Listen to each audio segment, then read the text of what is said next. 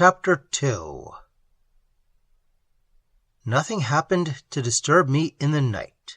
Nothing, that is, except a nightmare in which Colonel Wragge chased me amid thin streaks of fire, and his sister always prevented my escape by suddenly rising up out of the ground in her chair. Dead. The deep baying of dogs woke me once, just before the dawn, it must have been, for I saw the window frame against the sky. There was a flash of lightning, too, I thought, as I turned over in bed. And it was warm, for October, oppressively warm. It was after 11 o'clock when our host suggested going out with the guns, these, we understood, being a somewhat thin disguise for our true purpose. Personally, I was glad to be in the open air, for the atmosphere of the house was heavy with presentiment. The sense of impending disaster hung over all. Fear stalked the passages and lurked in the corners of every room. It was a house haunted, but really haunted, not by some vague shadow of the dead, but by a definite, though incalculable influence that was actively alive and dangerous. At the least smell of smoke, the entire household quivered. An odor of burning, I was convinced, would paralyze all the inmates. For the servants, though professedly ignorant of the master's unspoken orders, yet shared the common dread, and the hideous uncertainty, joined with this display of so spiteful and calculated a spirit of malignity, provided a kind of black doom that draped not only the walls, but also the minds of the people living within them. Only the bright and cheerful vision of old Miss Wragge being pushed about the house in her noiseless chair, chatting and nodding briskly to everyone she met, prevented us from giving way entirely to the depression which governed the majority. The sight of her was like a gleam of sunshine through the depths of some ill-omened wood, and just as we went out, I saw her being wheeled along by her attendant into the sunshine of the back lawn, and caught her cheery smile as she turned her head and wished us good sport. The morning was October at its best. Sunshine glistened on the dew-drenched grass and on leaves turned golden red. The dainty messengers of coming hoarfrost were already in the air, a search for permanent winter quarters. From the wide moors that everywhere swept up against the sky, like a purple sea splashed by the occasional gray of rocky clefts, there stole down the cool and perfumed wind of the west, and the keen taste of the sea ran through all like a master flavor, borne over the spaces, perhaps, by the seagulls that cried and circled high in the air. But our host took little interest in this sparkling beauty, and had no thought of showing off the scenery of his property. His mind was otherwise intent, and for that matter, so were our own. "These bleak moors and hills stretch unbroken for hours," he said, with a sweep of his hand. "And over there, some 4 miles, pointing in another direction, lies Sea Bay, a long swampy inlet of the sea, haunted by myriads of seabirds. On the other side of the house are the plantations and pine woods. I thought we would get the dogs and go first to the 12-acre wood I told you about last night. It's quite near." We found the dogs in the stable, and I recall the deep baying of the night when a fine bloodhound and 2 Great Danes leaped out to greet us. Singular companions for guns, I thought to myself, as we struck out across the fields, and the great creatures bounded and ran beside us, nose to ground. The conversation was scanty. John Silence's grave face did not encourage talk. He wore the expression I knew well, that look of earnest solicitude, which meant that his whole being was deeply absorbed and preoccupied. Frightened, I had never seen him, but anxious, often. It always moved me to witness it, and he was anxious now. "On the way back you shall see the laundry building," Colonel Wragge observed shortly, for he, too, found little to say. "We shall attract less attention then." Yet not all the crisp beauty of the morning seemed able to dispel the feelings of uneasy dread that gathered increasingly about our minds as we went. In a very few minutes, a clump of pine trees concealed the house from view, and we found ourselves on the outskirts of a densely grown plantation of conifers. Colonel Wragge stopped abruptly, and, producing a map from his pocket, explained once more very briefly its position with regard to the house. He showed how it ran up almost to the walls of the laundry building, though at the moment beyond our actual view, and pointed to the windows of his sister's bedroom where the fires had been. The room, now empty, looked straight onto the wood. Then, glancing nervously about him, and calling the dogs to heel, he proposed that we should enter the plantation and make as thorough examination of it as we thought worthwhile. The dogs, he added, might perhaps be persuaded to accompany us a little way, and he pointed to where they cowered at his feet, but he doubted it. "Neither voice nor whip will get them very far, I'm afraid," he said. "I know by experience." "If you have no objection," replied Dr. Silence with decision, and speaking almost for the first time, "we will make our examination alone, Mr. Hubbard and myself. It will be best so." His tone was absolutely final, and the colonel acquiesced so politely that even a less intuitive man than myself must have seen that he was genuinely relieved. "You doubtless have good reasons," he said. "Merely that I wish to obtain my impressions uncolored. This delicate clue I am working on might be so easily blurred by the thought currents of another mind with strongly preconceived ideas." "Perfectly, I understand," rejoined the soldier, though with an expression of countenance that plainly contradicted his words. "Then I will wait here with the dogs, and we'll have a look at the laundry on our way home." I turned once to look back as we clambered over the low stone wall built by the late owner, and saw his straight, soldierly figure standing in the sunlit field, watching us with a curiously intent look on his face. There was something to me incongruous, yet distinctly pathetic, in the man's efforts to meet all far-fetched explanations of the mystery with contempt, and at the same time in his stolid, unswerving investigation of it all. He nodded at me and made a gesture of farewell with his hand. That picture of him standing in the sunshine with his big dogs, steadily watching us, remains with me to this day. Dr. Silence led the way in among the twisted trunks, planted closely together in serried ranks, and I followed sharp at his heels.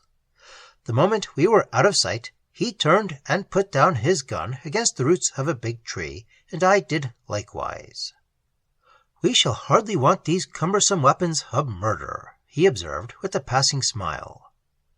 "You are sure of your clue, then?" I asked at once, bursting with curiosity, yet fearing to betray it lest he should think me unworthy. His own methods were so absolutely simple and untheatrical. "I am sure of my clue," he answered gravely, "and I think we have come just in time. You shall know in due course. For the present, be content to follow and observe, and think steadily. The support of your mind will help me." His voice had that quiet mastery in it which leads men to face death with a sort of happiness and pride. I would have followed him anywhere at that moment. At the same time, his words conveyed a sense of dread seriousness. I caught the thrill of his confidence, but also, in this broad light of day, I felt the measure of alarm that lay behind it. "You still have no strong impressions?" he asked. "Nothing happened in the night, for instance? No vivid dreamings?" He looked closely for my answer, I was aware. "I slept almost an unbroken sleep.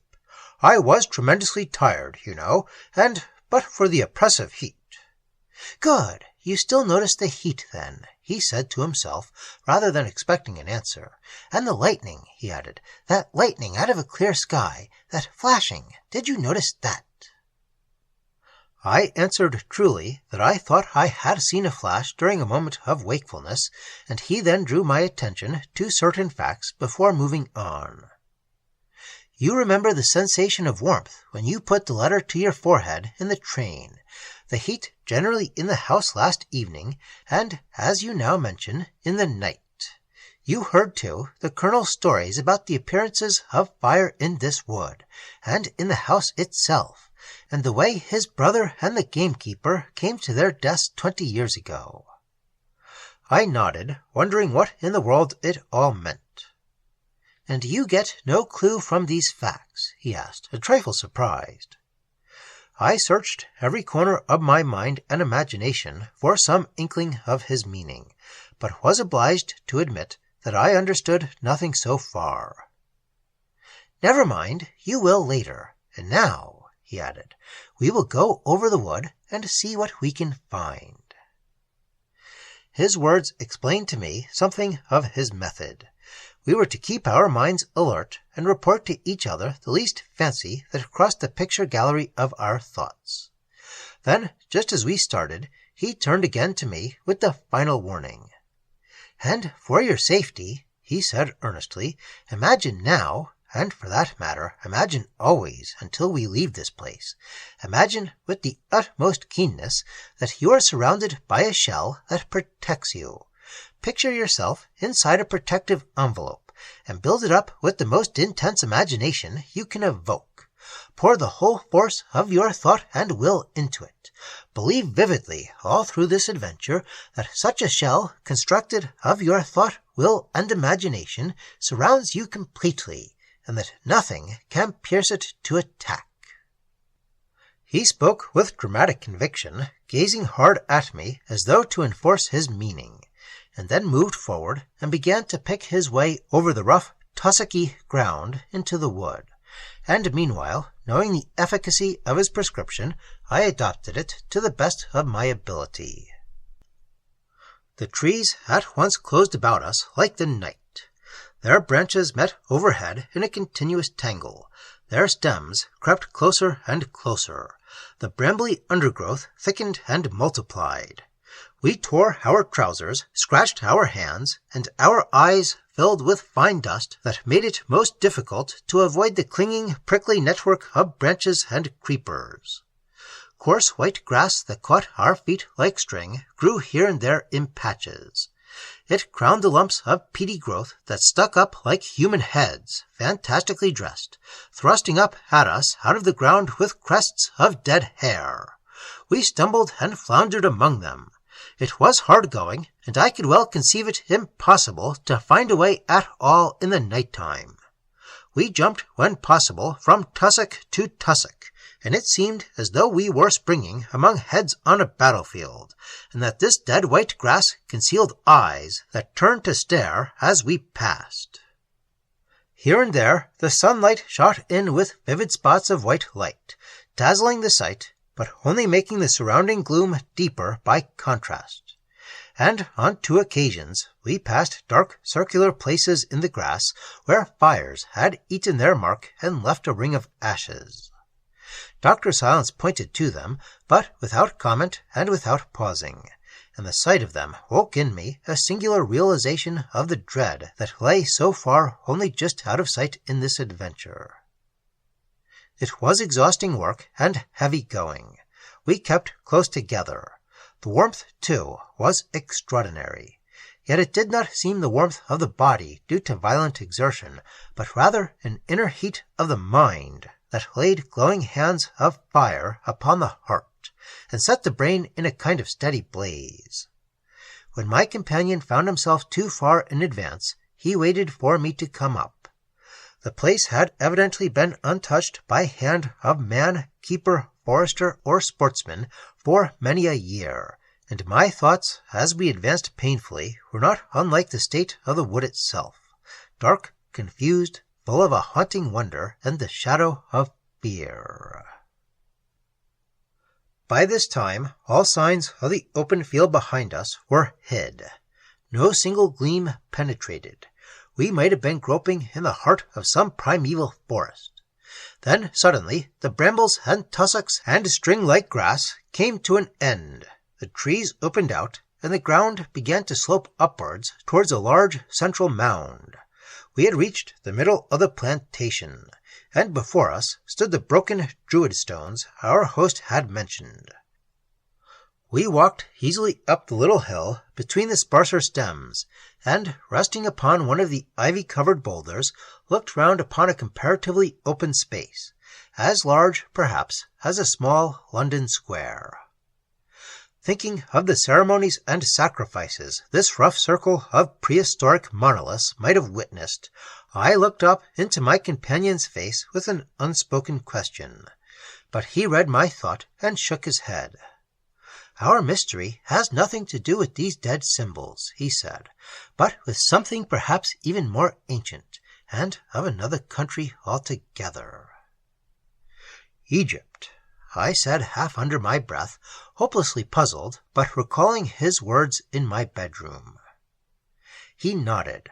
Mentally, I still floundered, but he seemed intensely preoccupied, and it was no time for asking questions. So, while his words circled unintelligibly in my mind, I looked round at the scene before me, glad of the opportunity to recover breath and some measure of composure. But hardly had I time to notice the twisted and contorted shapes of many of the pine trees close at hand, when Dr. Silence leaned over and touched me on the shoulder. He pointed down the slope, and the look I saw in his eyes keyed up every nerve in my body to its utmost pitch. A thin, almost imperceptible column of blue smoke was rising among the trees some 20 yards away at the foot of the mound. It crawled up and disappeared from sight among the tangled branches overhead. It was scarcely thicker than the smoke from a small brand of burning wood. "Protect yourself. Imagine your shell strongly," whispered the doctor sharply, "and follow me closely." He rose at once and moved swiftly down the slope towards the smoke, and I followed, afraid to remain alone. I heard the soft crunching of our steps on the pine needles. Over his shoulder I watched the thin blue spiral, without once taking my eyes off it. I hardly know how to describe the peculiar sense of vague horror inspired in me by the sight of that streak of smoke penciling its way upwards among the dark trees. And the sensation of increasing heat as we approached was phenomenal. It was like walking towards a glowing yet invisible fire. As we drew nearer, his pace slackened. Then he stopped and pointed, and I saw a small circle of burnt grass upon the ground. The tussocks were blackened and smoldering, and from the center rose this line of smoke, pale, blue, steady. Then I noticed a movement of the atmosphere beside us, as if the warm air were rising and the cooler air rushing in to take its place. A little center of wind in the stillness. Overhead the boughs stirred and trembled where the smoke disappeared.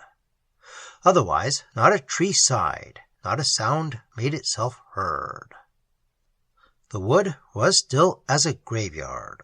A horrible idea came to me that the course of nature was about to change without warning, had changed a little already, that the sky would drop or the surface of the earth crash inwards like a broken bubble.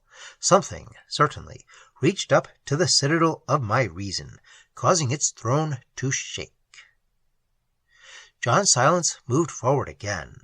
I could not see his face, but his attitude was plainly one of resolution, of muscles and mind ready for vigorous action. We were within 10 feet of the blackened circle when the smoke of a sudden ceased to rise and vanished.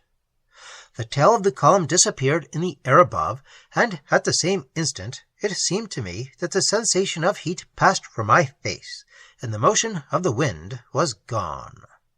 The calm spirit of the fresh October day resumed command. Side by side we advanced and examined the place. The grass was smoldering, the ground still hot. The circle of burned earth was 1 foot to 1.5 feet in diameter. It looked like an ordinary picnic fireplace. I bent down cautiously to look, but in a second I sprang back with an involuntary cry of alarm, for as the doctor stamped on the ashes to prevent them spreading, a sound of hissing rose from the spot as though he had kicked a living creature. This hissing was faintly audible in the air. It moved past us, away towards the thicker portion of the wood in the direction of our field, and in a second Dr. Silence had left the fire and started in pursuit. And then began the most extraordinary hunt of invisibility I can ever conceive. He went fast even at the beginning, and, of course, it was perfectly obvious that he was following something. To judge by the poise of his head, he kept his eyes steadily at a certain level, just above the height of a man, and the consequence was he stumbled a good deal over the roughness of the ground. The hissing sound had stopped. There was no sound of any kind, and what he sought to follow was utterly beyond me. I only know that in mortal dread of being left behind, and with a biting curiosity to see whatever there was to be seen, I followed as quickly as I could, and even then barely succeeded in keeping up with him. And as we went, the whole mad jumble of the Colonel's stories ran through my brain, touching a sense of frightened laughter that was only held in check by the sight of this earnest, hurrying figure before me. For John Silence at work inspired me with a kind of awe. He looked so diminutive among these giant twisted trees, while yet I knew that his purpose and his knowledge were so great, and even in hurry he was dignified. The fancy that we were playing some queer, exaggerated game together met the fact that we were two men dancing upon the brink of some possible tragedy, and the mingling of the two emotions in my mind was both grotesque and terrifying. He never turned in his mad chase, but pushed rapidly on, while I panted after him like a figure in some unreasoning nightmare. And as I ran, it came upon me that he had been aware all the time, in his quiet internal way, of many things that he had kept for his own secret consideration. He had been watching, waiting, planning from the very moment we entered the shade of the wood. By some inner concentrated process of mind, dynamic, if not actually magical, he had been in direct contact with the source of the whole adventure, the very essence of the real mystery. And now the forces were moving to a climax. Something was about to happen, something important, something possibly dreadful. Every nerve, every sense, every significant gesture of the plunging figure before me proclaimed the fact just as surely as the skies, the winds, and the face of the earth tell the birds the time to migrate and warn the animals that danger lurks and they must move. In a few moments we reached the foot of the mound and entered the tangled undergrowth that lay between us and the sunlight of the field. Here the difficulties of fast traveling increased 100-fold. There were brambles to dodge, low boughs to dive under, and countless tree trunks closing up to make a direct path impossible. Yet Dr. Silence never seemed to falter or hesitate. He went diving, jumping, dodging, ducking, but ever in the same main direction, following a clean trail. Twice I tripped and fell, and both times when I picked myself up again, I saw him ahead of me, still forcing away like a dog after its quarry. And sometimes, like a dog, he stopped and pointed. Human pointing it was, psychic pointing. And each time he stopped to point, I heard that faint, high hissing in the air beyond us. The instinct of an infallible douser possessed him, and he made no mistakes. At length, abruptly, I caught up with him, and found that we stood at the edge of the shallow pond Colonel Wragge had mentioned in his account the night before. It was long and narrow, filled with dark brown water, in which the trees were dimly reflected. Not a ripple stirred its surface. "Watch!" he cried out as I came up. "It's going to cross. It's bound to betray itself. The water is its natural enemy, and we shall see the direction." And even as he spoke, a thin line, like the track of a water spider, shot swiftly across the shiny surface. There was a ghost of steam in the air above, and immediately I became aware of an odor of burning. Dr. Silence turned and shot a glance at me that made me think of lightning. I began to shake all over. "Quick!" he cried with excitement. "To the trail again. We must run around. It's going to the house." The alarm in his voice quite terrified me. Without a false step, I dashed round the slippery banks and dived again at his heels into the sea of bushes and tree trunks. We were now in the thick of the very dense belt that ran around the outer edge of the plantation, and the field was near. Yet so dark was the tangle that it was some time before the first shafts of white sunlight became visible. The doctor now ran in zigzags. He was following something that dodged and doubled quite wonderfully, yet had begun, I fancied, to move more slowly than before. "Quick!" he cried. "In the light we shall lose it." I still saw nothing, heard nothing, caught no suggestion of a trail. Yet this man, guided by some interior divining that seemed infallible, made no false turns, though how he failed to crash headlong into the trees has remained a mystery to me ever since. And then, with a sudden rush, we found ourselves on the skirts of the wood, with the open field lying in bright sunshine before our eyes. "Too late!" I heard him cry, a note of anguish in his voice. "It's out, and by God, it's making for the house!" I saw the colonel standing in the field with his dogs where we had left him. He was bending double, peering into the wood where he heard us running, and he straightened up like a bent whip released. John Silence dashed past, calling him to follow. "We shall lose the trail in the light," I heard him cry as he ran. "But quick, we may yet get there in time." That wild rush across the open field, with the dogs at our heels, leaping and barking, and the elderly colonel behind us running as though for his life, shall I ever forget it? Though I had only vague ideas of the meaning of it all, I put my best foot forward, and, being the youngest of the three, I reached the house an easy first. I drew up, panting, and turned to wait for the others. But as I turned, something moving a little distance away caught my eye, and in that moment I swear I experienced the most overwhelming and singular shock of surprise and terror I have ever known, or can conceive as possible. For the front door was open, and the waist of the house being narrow, I could see through the hall into the dining room beyond, and so out onto the back lawn, and there I saw no less a sight than the figure of Miss Raggy running.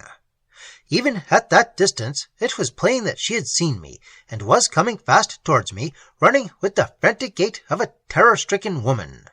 She had recovered the use of her legs. Her face was a livid gray, as of death itself, but the general expression was one of laughter, for her mouth was gaping, and her eyes, always bright, shone with the light of a wild merriment that seemed the merriment of a child, yet was singularly ghastly. And that very second, as she fled past me into her brother's arms behind, I smelt again most unmistakably the odor of burning. And to this day the smell of smoke and fire can come very near to turning me sick with the memory of what I had seen. Fast on her heels, too, came the terrified attendant, more mistress of herself and able to speak, which the old lady could not do, but with a face almost, if not quite as fearful. "We were down by the bushes in the sun," she gasped, and screamed in reply to Colonel Raggy's distracted questionings. "I was wheeling the chair as usual when she shrieked and leaped. I don't know exactly. I was too frightened to see. Oh, my God! She jumped clean out of the chair and ran. There was a blast of hot air from the wood, and she hid her face and jumped. She didn't make a sound. She didn't cry out or make a sound. She just ran." But the nightmare horror of it all reached the breaking point a few minutes later, and while I was still standing in the hall, temporarily bereft of speech and movement. For while the doctor, the colonel, and the attendant were halfway up the staircase, helping the fainting woman to the privacy of her room, and all in a confused group of dark figures, there sounded a voice behind me, and I turned to see the butler, his face dripping with perspiration, his eyes starting out of his head. "The laundry's on fire!" he cried. "The laundry building's caught!" I remember his odd expression, caught, and wanting to laugh, but finding my face rigid and inflexible. "The devil's about again, so help me God!" he cried in a voice thin with terror, running about in circles. And then the group on the stairs scattered as at the sound of a shot, and the Colonel and Dr. Silence came down 3 steps at a time, leaving the afflicted Miss Raggy to the care of her single attendant. We were out across the front lawn in a moment and round the corner of the house, the Colonel leading, Silence and I at his heels, and the portly butler puffing some distance in the rear, getting more and more mixed in his addresses to God and the devil. And the moment we passed the stables and came into view of the laundry building, we saw a wicked-looking volume of smoke pouring out of the narrow windows, and the frightened women servants and grooms running hither and thither, calling aloud as they ran.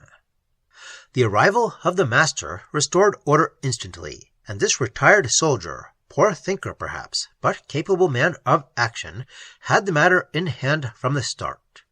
He issued orders like a martinet, and almost before I could realize it, there were streaming buckets on the scene, and a line of men and women formed between the building and the stable pump. "Inside!" I heard John Silence cry, and the Colonel followed him through the door, while I was just quick enough at their heels to hear him add, "The smoke's the worst part of it. There's no fire yet, I think." And true enough, there was no fire.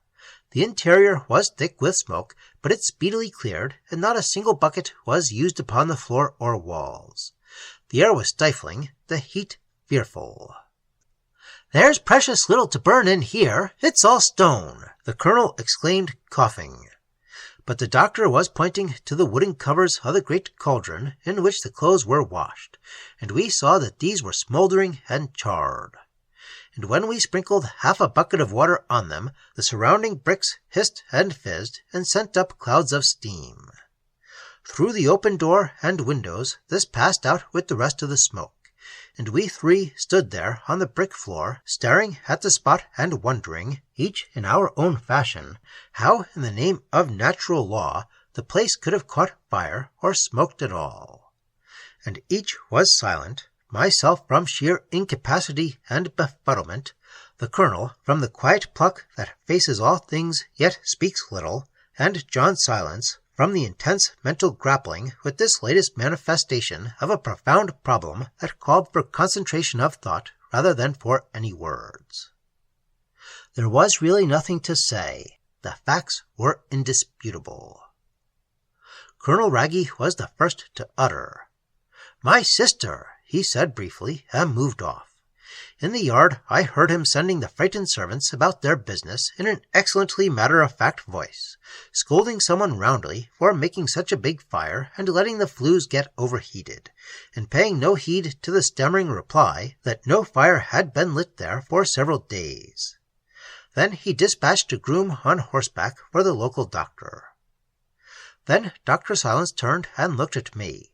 The absolute control he possessed, not only over the outward expression of emotion by gesture, change of color, light in the eyes, and so forth, but also, as I well knew, over its very birth in his heart, the mask-like face of the dead he could assume at will, made it extremely difficult to know at any given moment what was at work in his inner consciousness.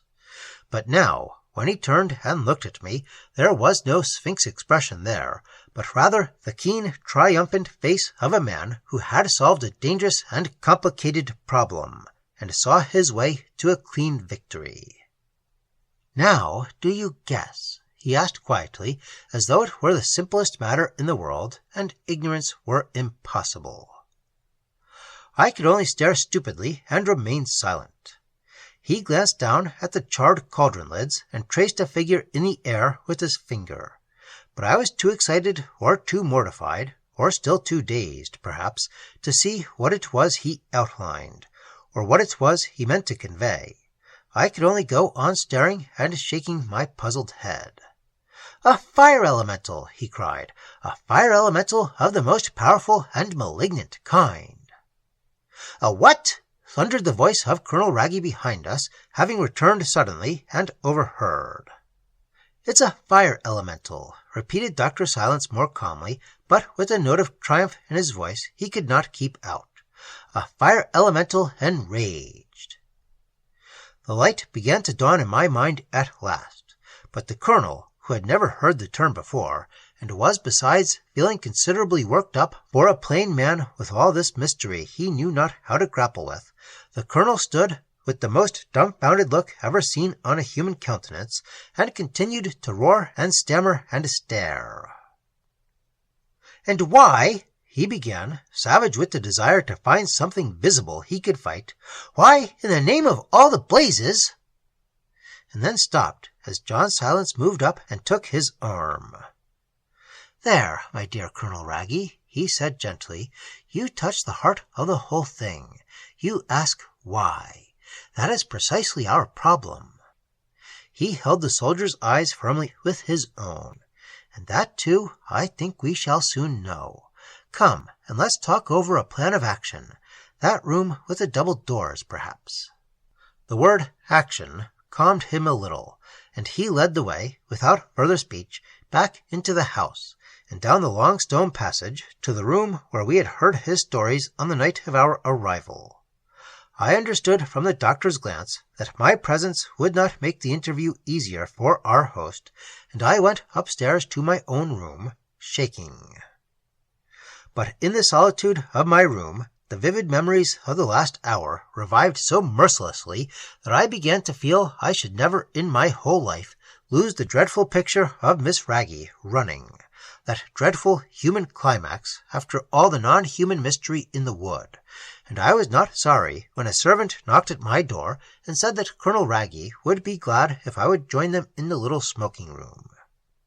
"I think it is better you should be present," was all Colonel Wragge said as I entered the room. I took the chair with my back to the window. There was still an hour before lunch, though I imagine that the usual divisions of the day hardly found a place in the thoughts of any one of us. The atmosphere of the room was what I might call electric. The colonel was positively bristling. He stood with his back to the fire, fingering an unlit black cigar, his face flushed, his being obviously roused and ready for action. He hated this mystery. It was poisonous to his nature, and he longed to meet something face to face, something he could gauge and fight. Dr. Silence, I noticed at once, was sitting before the map of the estate, which was spread upon a table. I knew by his expression the state of his mind. He was in the thick of it all, knew it, delighted in it, and was working at high pressure. He recognized my presence with the lifted eyelid, and the flash of the eye, contrasted with his stillness and composure, told me volumes. I was about to explain to our host briefly what seems to me afoot in all this business. He said, without looking up, "when he asked that you should join us so that we can all work together." And while signifying my assent, I caught myself wondering what quality it was in the calm speech of this undemonstrative man that was so full of power, so charged with the strange, virile personality behind it, and that seemed to inspire us with his own confidence as by a process of radiation. "Mr. Hubbard," he went on gravely, turning to the soldier, "knows something of my methods, and in more than one interesting situation has proved of assistance. What we want now," and here he suddenly got up and took his place on the mat beside the colonel, and looked hard at him, "is men who have self-control, who are sure of themselves, whose minds at the critical moment will emit positive forces, instead of the wavering and uncertain currents due to negative feelings, due, for instance, to fear." He looked at us each in turn. Colonel Wragge moved his feet farther apart, and squared his shoulders, and I felt guilty, but said nothing, conscious that my latent store of courage was being deliberately hauled to the front. He was winding me up like a clock. "So that in what is yet to come," continued our leader, "each of us will contribute his share of power, and ensure success for my plan." "I'm not afraid of anything I can see," said the colonel bluntly. "I'm ready," I heard myself say, as it were automatically, "for anything," and then added, feeling the declaration was lamely insufficient, "and everything." Dr. Silence left the mat and began walking to and fro about the room, both hands plunged deep into the pockets of his shooting jacket. Tremendous vitality streamed from him. I never took my eyes off the small, moving figure. Small, yes, and yet somehow making me think of a giant plotting the destruction of worlds. And his manner was gentle, as always, soothing almost, and his words uttered quietly without emphasis or emotion. Most of what he said was addressed, though not too obviously, to the Colonel. "The violence of this sudden attack," he said softly, pacing to and fro beneath the bookcase at the end of the room, "is due, of course, partly to the fact that tonight the moon is at the full." Here he glanced at me for a moment, "and partly to the fact that we have all been so deliberately concentrating upon the matter. Our thinking, our investigation, has stirred it into unusual activity.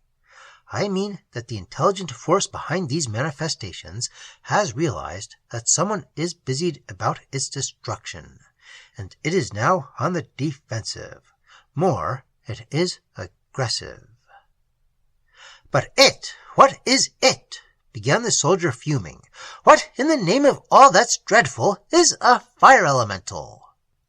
"I cannot give you at this moment," replied Dr. Silence, turning to him, but undisturbed by the interruption, "a lecture on the nature and history of magic, but can only say that an elemental is the active force behind the elements, whether earth, air, water, or fire.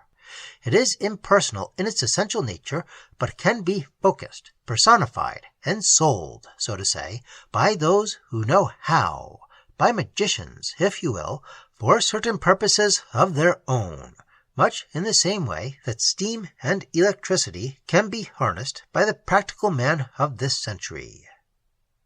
Alone, these blind elemental energies can accomplish little, but governed and directed by the trained will of a powerful manipulator, they may become potent activities for good or evil. They are the basis of all magic, and it is the motive behind them that constitutes the magic black or white. They can be the vehicles of curses or of blessings, for a curse is nothing more than the thought of a violent will perpetuated. And in such cases like this, the conscious directing will of the mind that is using the elemental stands always behind the phenomena. "You think that my brother," broke in the Colonel aghast, "has nothing to do with it, directly. The fire elemental that has here been tormenting you and your household was sent upon its mission long before you or your family or your ancestors or even the nation you belong to, unless I am much mistaken, was even in existence. We will come to that a little later. After the experiment I propose to make, we shall be more positive. At present, I can only say we have to deal now not only with the phenomena of attacking fire merely, but with the vindictive and enraged intelligence that is directing it from behind the scenes. Vindictive and enraged." He repeated the words. "That explains," began Colonel Wragge, seeking furiously for words he could not find quickly enough. "Much," said John Silence, with a gesture to restrain him. He stopped a moment in the middle of his walk, and a deep silence came down over the little room. Through the windows the sunlight seemed less bright, the long line of dark hills less friendly, making me think of a vast wave towering to heaven and about to break and overwhelm us. Something formidable had crept into the world about us, for undoubtedly there was a disquieting thought, holding terror as well as awe, in the picture his words conjured up, the conception of a human will reaching its deathless hand, spiteful and destructive, down through the ages to strike the living and afflict the innocent. "But what is its object?" burst out the soldier, unable to restrain himself longer in the silence. "Why does it come from that plantation? And why should it attack us, or anyone in particular?" Questions began to pour from him in a stream. All in good time, the doctor answered quietly, having let him run on for several minutes. But I must first discover positively what or who it is that directs this particular fire elemental. And to do that, we must first, he spoke with slow deliberation, seek to capture, to confine by visibility, to limit its sphere in a concrete form. Good heavens almighty! Exclaimed the soldier, mixing his words in his unfeigned surprise.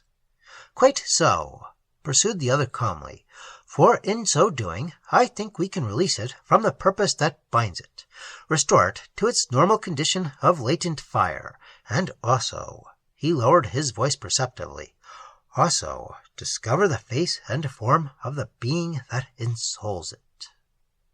The man behind the gun!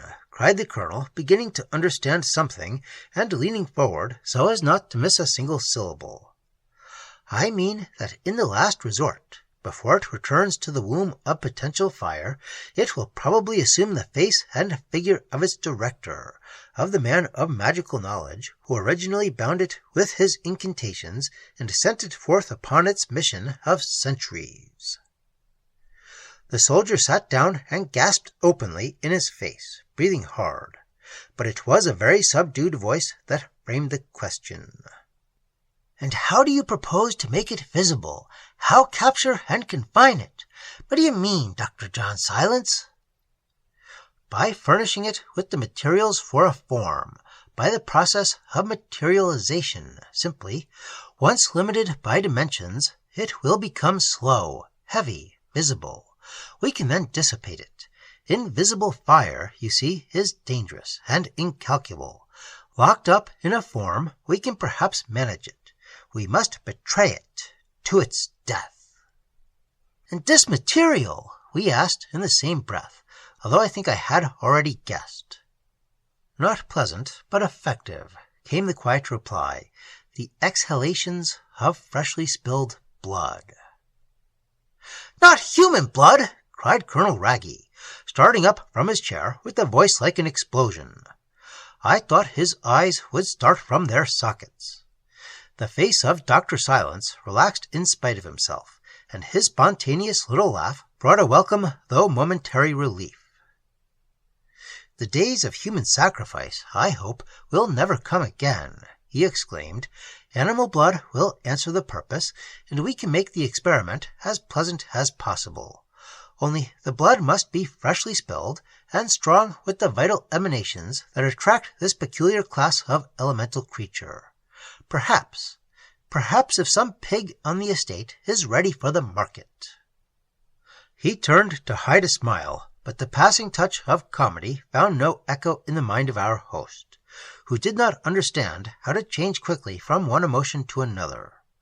Clearly, he was debating many things laboriously in his honest brain, but in the end, the earnestness and scientific disinterestedness of the doctor, whose influence over him was already very great, won the day, and he presently looked up more calmly and observed shortly that he thought perhaps the matter could be arranged. There are other and pleasanter methods, Dr. Silence went on to explain, but they require time and preparation, and things have gone much too far, in my opinion, to admit of delay, and the process need cause you no distress. We sit round the bowl and await results. Nothing more. The emanations of blood, which, as Levi says, is the first incarnation of the universal fluid, furnish the materials out of which the creatures of discarnate life, spirits if you prefer, can fashion themselves a temporary appearance. The process is old and lies at the root of all blood sacrifice. It was known to the priests of Baal, and it is known to the modern ecstasy dancers who cut themselves to produce objective phantoms who dance with them. And the least gifted clairvoyant could tell you that the forms to be seen in the vicinity of slaughterhouses or hovering above the deserted battlefields are, well, simply beyond all description. I do not mean, he added, noticing the uneasy fidgeting of his host, that anything in our laundry experiment need appear to terrify us, for this case seems a comparatively simple one, and it is only the vindictive character of the intelligence directing this fire elemental that causes anxiety and makes for personal danger. It is curious, said the colonel, with a sudden rush of words, drawing a deep breath, and as though speaking of things distasteful to him, that during my years among the hill tribes of northern India, I personally came across, instances of the sacrifices of blood to certain deities being stopped suddenly, and all manner of disasters happening until they were resumed. Fires broke out in the huts, and even on the clothes of the natives, and I admit I have read, in the course of my studies, he made a gesture toward his books and heavily laden table, of the Yazidis in Syria evoking phantoms by means of cutting their bodies with knives during their whirling dances, enormous globes of fire which turned into monstrous and terrible forms. And I remember an account somewhere, too, how the emaciated forms and pallid countenances of the spectres that appeared to the Emperor Julian claimed to be the true immortals, and told him to renew the sacrifices of blood, for the fumes of which, since the establishment of Christianity, they had been pining. That these were in reality the phantoms evoked by the rites of blood. Both Dr. Silence and myself listened in amazement, for this sudden speech was so unexpected, and betrayed so much more knowledge than we had either of us suspected in the old soldier. Then perhaps you have read, too, said the doctor, how the cosmic deities of savage races, elemental in their nature, have been kept alive through many ages by these blood rites. No, he answered, that is new to me. In any case, Dr. Silence added, I am glad you are not wholly unfamiliar with the subject, for you will now bring more sympathy, and therefore more help, to our experiment. For, of course, in this case, we only want the blood to tempt the creature from its lair and enclose it in a form. I quite understand, and I only hesitated just now, he went on, his words coming much more slowly, as though he felt he had already said too much, because I wished to be quite sure it was no mere curiosity, but an actual sense of necessity that dictated this horrible experiment. It is your safety, and that of your household and of your sister, that is at stake, replied the doctor. Once I have seen, I hope to discover whence this elemental comes, and what its real purpose is. Colonel Wragge signified his assent with a bow. And the moon will help us, said the other, for it will be full in the early hours of the morning, and this kind of elemental being is always most active at the period of full moon. Hence, you see, the clue furnished by your diary. So it was finally settled. Colonel Wragge would provide the materials for the experiment, and we were to meet at midnight. How he would contrive at that hour, but that was his business. I only know we both realized that he would keep his word, and whether a pig died at midnight or at noon was, after all, perhaps only a questioner of the sleep and personal comfort of the executioner. Tonight, then, in the laundry, said Dr. Silence finally, to clinch the plan, we three alone, and at midnight, when the household is asleep, and we shall be free from disturbance.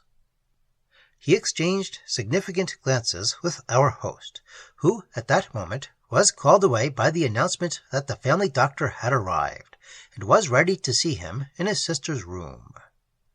For the remainder of the afternoon, John Silence disappeared. I had my suspicions that he made a secret visit to the plantation, and also to the laundry building. But in any case, we saw nothing of him, and he kept strictly to himself. He was preparing for the night, I felt sure, but the nature of his preparations I could only guess. There was movement in his room, I heard, and an odor like incense hung about the door, and knowing that he regarded rites as the vehicles of energies, my guesses were probably not far wrong. Colonel Wragge, too, remained absent the greater part of the afternoon, and, deeply afflicted, had scarcely left his sister's bedside, but in response to my inquiry when we met for a moment at tea-time, he told me that, although she had moments of attempted speech, her talk was quite incoherent and hysterical, and she was still quite unable to explain the nature of what she had seen. The doctor, he said, feared she had recovered the use of her limbs, only to lose that of her memory, and perhaps even of her mind. Then the recovery of her legs, I trust, may be permanent at any rate, I ventured, finding it difficult to know what sympathy to offer. And he replied with a curious short laugh. Oh yes, about that there can be no doubt whatever. And it was due merely to the chance of my overhearing a fragment of conversation, unwillingly, of course, that a little further light was thrown upon the state in which the old lady actually lay. For, as I came out of my room, it happened that Colonel Wragge and the doctor were going downstairs together, and their words floated up to my ears before I could make my presence known by so much as a cough. Then you must find a way, the doctor was saying with decision, for I cannot insist too strongly upon that, and at all costs she must be kept quiet. These attempts to go out must be prevented, if necessary, by force. This desire to visit some wood or another she keeps talking about is, of course, hysterical in nature. It cannot be permitted for a moment. It shall not be permitted, I heard the soldier reply as they reached the hall below. It has impressed her mind for some reason, the doctor went on, by way evidently of soothing explanation, and then the distance made it impossible for me to hear more. At dinner, Dr. Silence was still absent, on the public plea of a headache, and though food was sent to his room, I am inclined to believe he did not touch it, but spent the entire time fasting. We retired early, desiring that the household should do likewise, and I must confess that at 10 o'clock, when I bid my host a temporary good night, and sought my room to make what mental preparation I could, I realized in no very unpleasant fashion that it was a singular and formidable assignation, this midnight meeting in the laundry building, and that there were moments in every adventure of life when a wise man, and one who knew his own limitations, owed it to his dignity to withdraw discreetly. And but for the character of our leader, I probably should have then and there offered the best excuse I could think of, and have allowed myself quietly to fall asleep, and wait for an exciting story in the morning of what had happened. But with a man like John Silence, such a lapse was out of the question, and I sat before my fire, counting the minutes and doing everything I could think of to fortify my resolution and fasten my will at the point where I could be reasonably sure that my self-control would hold against all attacks of men, devils, or elementals.